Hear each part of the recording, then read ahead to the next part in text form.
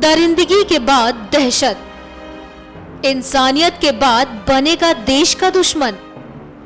नाबालिग के नापाक इरादे, दरिंदे से सावधान।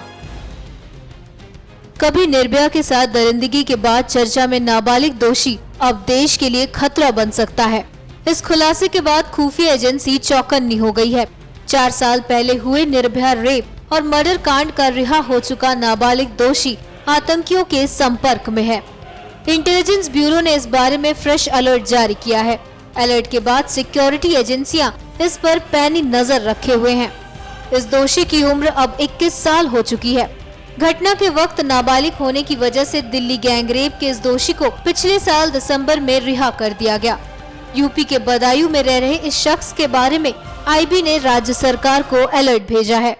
अलर्ट में साफ तौर पर कहा गया है कि वो आतंकी संगठनों के टच में हो सकता है, इसलिए उसके हर मूवमेंट पर पैनी नजर रखी जाए।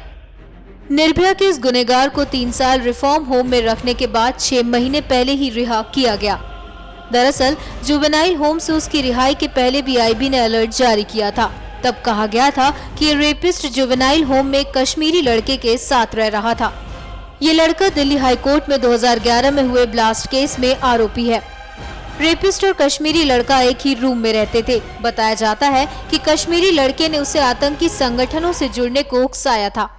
पिछले साल उसकी रिहाई का देश भर में काफी विरोध हुआ। निर्भया के पेरेंट्स भी जुवेनाइल लॉ के बेस पर आरोपी की रिहाई के खिलाफ हुए प्रोटेस्ट में शामिल हुए।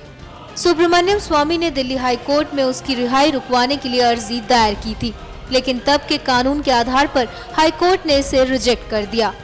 दोषी नाबालिग समेत 5 लोगों ने 16 दिसंबर 2012 की रात चलती बस में निर्भया के साथ रेप किया। बाद में उसकी मौत हो गई थी।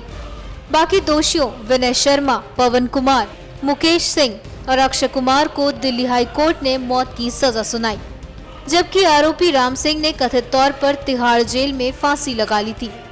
अब आपको ये भी बता दें कि आखिर नाबालिग दरिंदे को रिहा क्यों करना पड़ा था। दरअसल जुवेनाइल जस्टिस एक्ट के मुताबिक दोषी को 3 साल से ज्यादा सुधार गृह में नहीं रखा जा सकता। गुनाह के वक्त दोषी की उम्र 18 साल से कम थी।